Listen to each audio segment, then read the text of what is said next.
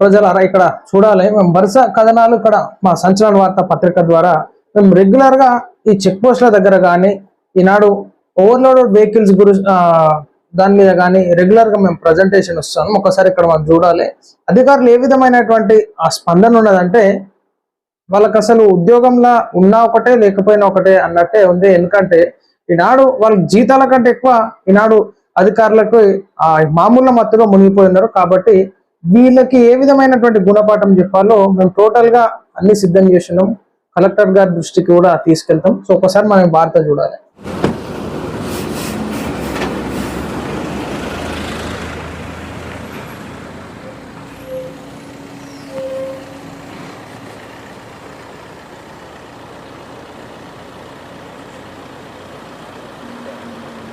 ఎవరు ఉన్నది ఇప్పుడు? రవిచంద్రనా? గ్రానైట్ వెహికల్స్ అటు సైడ్ పోతుంటే వాటిని ఆపట్లేడు ఏంది? గ్రానైట్ వెహికల్స్ ఇప్పుడు 6 పోయినాయి వెహికల్స్. కాగితాలు చెక్ ఇప్పుడు దాన్ని కాటా అయిపోయాలి కదా, హెవీ వెయిట్ కాటా అయిపోయాలి కదా దాన్ని.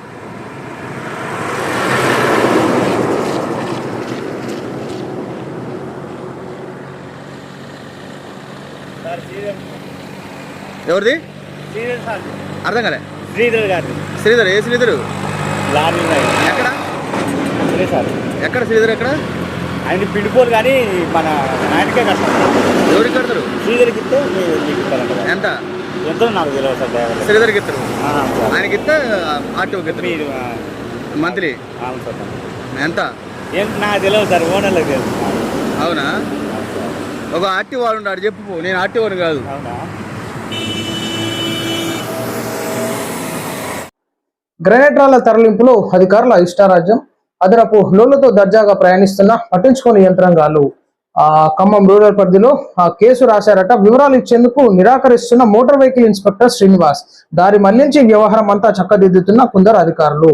సో ఒక్కరిని పట్టుకుంటే తీగలాగితే డొంకంత కదిలినట్టు టోటల్ అంతా హిస్టరీ బయటకు వస్తుంది. కాబట్టి చక్కదిద్దేటటువంటి ప్రయత్నం చేస్తూ ఉన్నారు అనమాట. చూడాలి ఒకసారి అక్కడ మీడియా మిత్రులు కానీ జర్నలిస్ట్ సోదరులు కానీ ఎవరైనా సరే ఇక్కడ మనం చూడాలి. రాష్ట్రానికి వీరు వచ్చేటటువంటి ఆదాయము ట్యాక్స్ రూపంలో ఏ విధంగా వస్తుంది, ఎంత బురిడి రాష్ట్ర ప్రభుత్వానికి బురిడి కొట్టిస్తున్నారో సాక్షాత్గా వీళ్ళు ప్రభుత్వం ఇచ్చేటటువంటి జీతాలు తీసుకుంటా ఆ జీతాలకు కాదనుకుంటా కాసుల కక్కడితోని అడ్డగోలుగా వసూలు ఇక్కడ చేస్తూ ఉన్నారు అనమాట. సో కాబట్టి రాష్ట్ర ప్రభుత్వం కూడా ఈ అధికారుల మీద చర్యలు తీసుకోవాలి. 360 రోజులు రోడ్లపై దందా, కేసులు మాత్రం మారేనట. 360 రోజులకి రెగ్యులర్ గా దందా నడుస్తూ ఉంటుంది. కలెక్షన్ ఏజెంట్లు, ప్రైవేట్ ఏజెంట్లను పెట్టి ఇక్కడ కలెక్షన్లు చేపిస్తూ ఉంటారు. టోల్ గేట్ల దగ్గర, చెక్ పోస్ట్ల దగ్గర, బార్డర్స్ దగ్గర.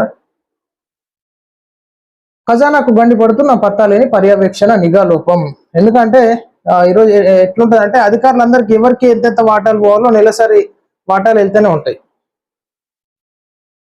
నెలసరి వాటాలు ఎవరెవరికి ఎంతెంత పోవాలని చెప్పేసి అధికారులకు లిమిటేషన్స్ ఉంటాయి అనమాట. ఈ అధికారికి ఇంత పోవాలి, ఈ అధికారికి ఇంత పోవాలని చెప్పేసి. సో ఇదే అనమాట ఈ భాగవతం.